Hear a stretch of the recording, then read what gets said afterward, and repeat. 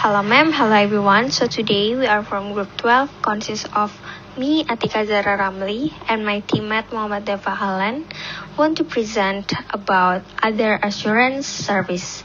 In this chapter, we will cover other assurance service such as reviews, compilation reports on service organization, examination of prospective financial statement, and agreed upon procedure engagement. In this chapter, we have 8 learning objectives. So at the end of the chapter, we should understand the level of assurance and evidence requirement for review and compilation service. Then describe special engagement to review interim financial information for public companies. Third is distinguish ACPA attestation standard from auditing standard and know the type of engagement to which they apply. Next is understand the nature of web trust assurance service, understand the nature of sisters assurance service, describe special engagement to attest to prospective financial statement, then describe agreed upon procedure engagement, and the last is describe other audit and limited assurance engagement related to the historical financial statement. We will begin by understand the level of assurance and evidence requirement for review, compilation, and preparation services. So in this learning objective 1, we should know first what is review and compilation service definition. So the review and compilation service is the standard for compilation and review of financial statement are called statement on standard for accounting and review service, or we can make it short by SSARS. Here is the relationship between evidence accumulation and assurance attained from the performing and other assurance engagement service. For example, the compilation service requires minimal amount of the evidence and no level of assurance is provided by the certified public accountant or CPA firm. In contrast, a review requires a significant amount of evidence, but the level of assurance provided would be limited in comparison to an audit engagement. An audit requires an extensive amount of evidence accumulation and thus provides a high level of assurance to the user of audit report. We can see from the graphic.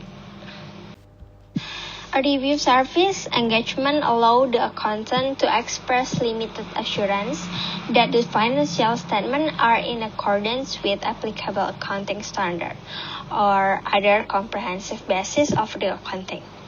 The procedures suggested for the review consist primarily of inquiries of management and analytical procedures.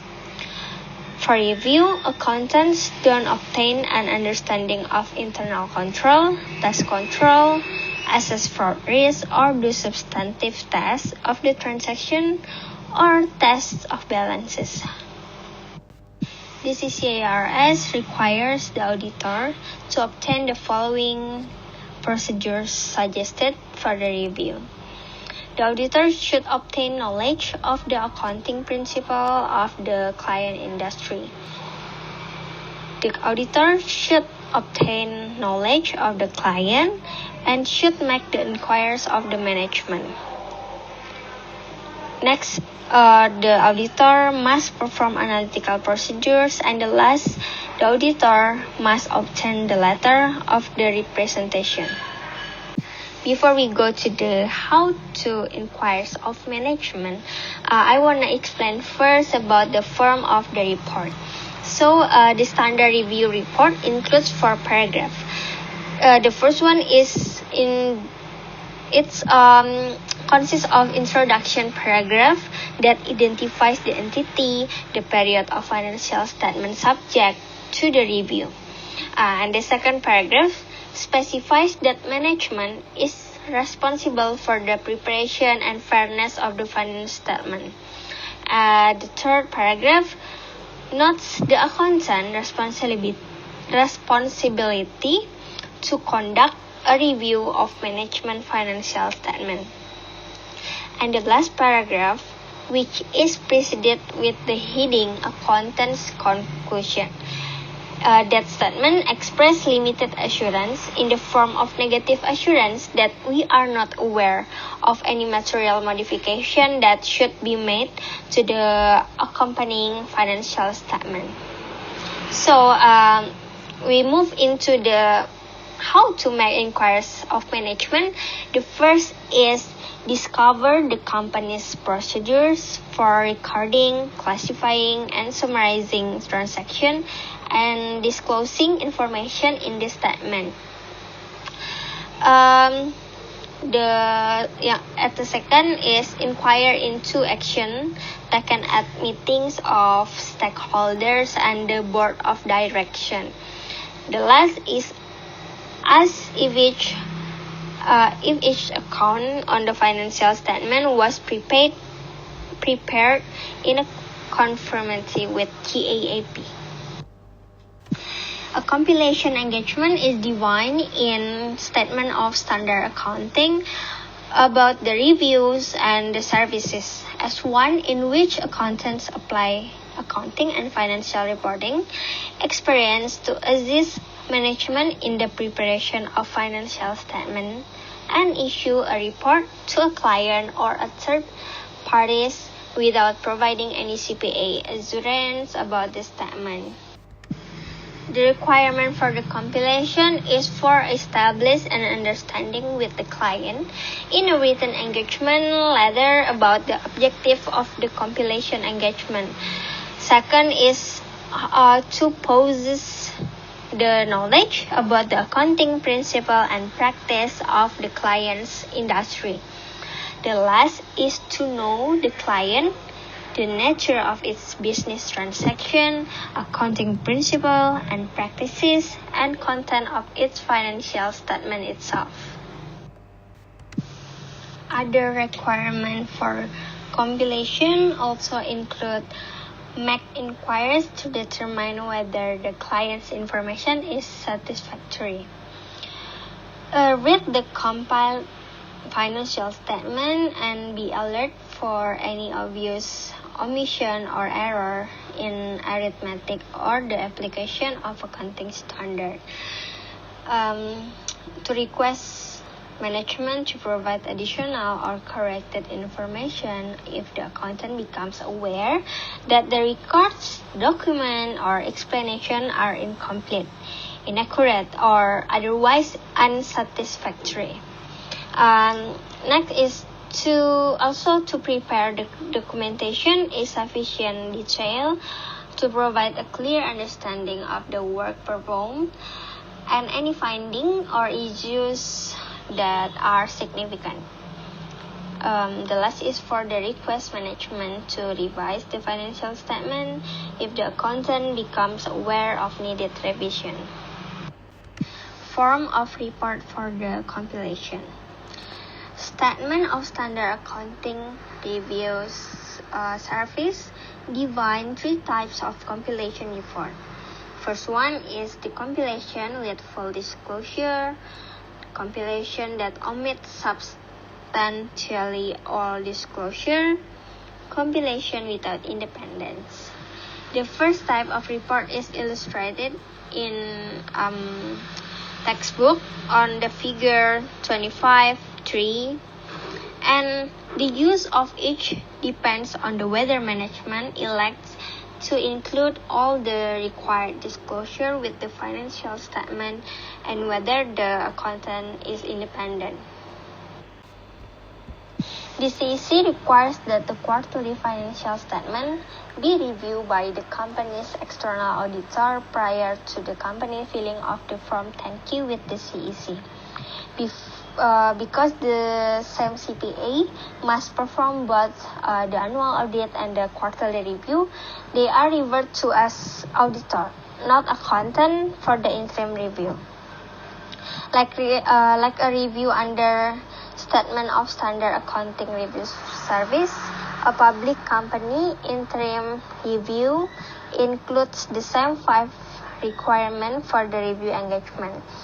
However, the two types of the review have the following difference. The first is because an annual audit is also performed for the public client. The auditor must obtain sufficient information about the client's internal control for both annual and interim financial information. Continuing the previous slide, other following difference is the auditor knowledge of the result of the annual audit procedure is used in considering the scope and result of the inquiries and analytical procedure for the review. Under the statement of standard accounting review service, the auditor makes inquiries about action taken at directors and stockholder meeting. For a public company, the auditor reads the minutes of those meetings, or we call it MOM. The auditor must also obtain evidence that the interim financial information agrees or reconciles with the accounting records for a public company interim review. Like a review under CCARS, a review for a public company doesn't provide a basis for expressing a positive form opinion, and the review is conducted according to the standard of the PCAOB, and there is no preference to the CCARS in the review report. Now we move to the objective 3, distinguish AICPA attestation standard from auditing standard, and know the types of engagement to which they apply. In an attestation engagement, the CPA reports on the reliability of information or an assertion made by another party. Attestation standard. The AICPA has issued 11 attestation standards that are stated in sufficient general terms to enable CPAs to apply them to any attestation engagement. To provide additional guidance, the Auditing Standard Board of the ACPA issues the Statement of Standard for the Attestation Engagement, or we make it short, CCAE. Next is the types of the engagement. The Auditing Standard Board decided not to attempt to define the potential boundaries of the attestation engagement in conceptual terms, because a new service are likely to arise. There are 3 levels of service. The first one is examination. It berisi result in a positive conclusion expressed in the form of an opinion. An example of this report is in the textbook on the figure 25.6, if you wanna see them. And the second is reviews. The CPA provide a moderate level of assurance that is expressed as a negative assurance conclusion. The third is agree upon procedures. The degree of assurance varies with the specific procedures agreed to and performed. Yeah. The types of engagement and related reports, we can see at the illustration that the type of the engagement have 3. First is examination, review, and agreed upon procedures. The amount of the evidence examination is extensive. Review is significant, and for the agreed upon procedure is varying. For the level assurance of the examination is high, review is moderate, and the lowing one is the agreed upon procedures. Form of the conclusion, the examination is positive, review is negative, agreed upon procedure is finding. The distribution, the examination is general, review is general also, and agreed upon procedure is limited. There are the difference about the type of the management related for the report. Now we come to learning objective 4. Understand the nature of Web Trust Assurance Service. Web Trust Services. In a Web Trust attestation engagement, a client engages a CPA to provide reasonable assurance that a company's website complies with certain trust services, principles, and criteria for one or more aspects of e-commerce activity. 5 Trust Services Principle. The first one is security. The system is protected against unauthorized access. The second one is availability. The system is available for operation and use as committed or agreed. The third one is processing integrity. System processing is complete, accurate, timely, and authorized. The next one is online privacy. Personal information obtained as a result of e-commerce is collected, used, disclosed, and retained as committed or agreed. The last one is confidentiality. Information designed as confidential is protected as committed or agreed. Learning objective 5. Understand the nature of Trust Assurance Services. Trust Services. In a Trust engagement, a Trust licensed CPA evaluates a company's computer system using trust services principle and criteria. The report may address a single trust service principle or any combination of principle.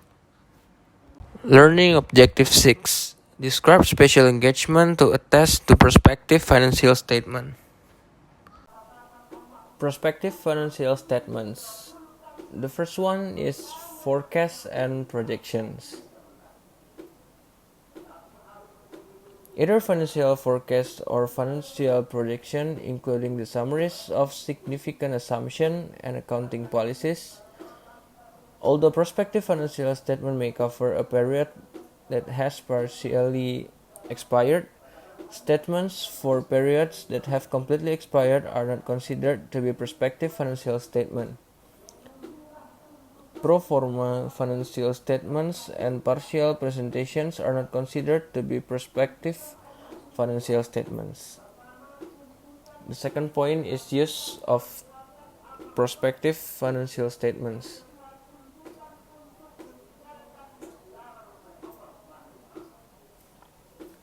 The intended use of an entity's prospective financial statements governs the type of prospective financial statement to be presented.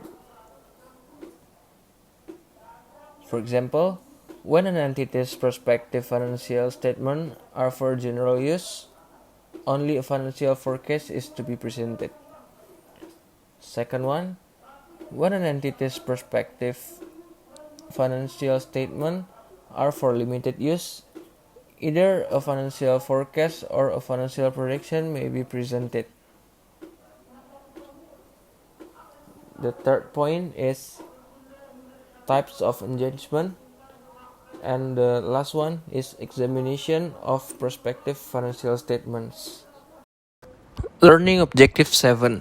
Describe a great upon procedures engagement. A great upon procedures engagements. The audit is limited to certain specific audit procedures. These are referred to as procedures and finding engagements. The SASS deal with financial statement items, whereas the SSAES deal with non-financial statement matters. Learning objective 8. Describe other audit and limited assurance engagement related to historical financial statements. Other audits or limited assurance engagement. The first one is other comprehensive basis of accounting. The second one is specific elements, accounts, or items. Auditors are often asked to audit and issue reports on specific aspects of financial statements. There are two differences in these types of audits. The first one is Materiality is defined in terms of the elements, accounts, or items being audited rather than for the overall statements. The second one, the first standard of reporting under GAAP does not apply. The last point is debt, compliance letter, and similar report. The engagement and report should be limited to compliance matters the auditor is qualified to evaluate. The auditor should provide a debt compliance letter only for a client for whom the auditor has done an audit of the overall financial statements. The auditor's opinion is in the form of a negative assurance, stating that nothing came to the auditor's attention that would lead the auditors to believe there was non-compliance. That's all for our presentation today. We close by the quotes by Benjamin Franklin. Tell me and I forget, teach me and I may remember, involve me and I learn. So thank you, ma'am. Thank you all for your attention.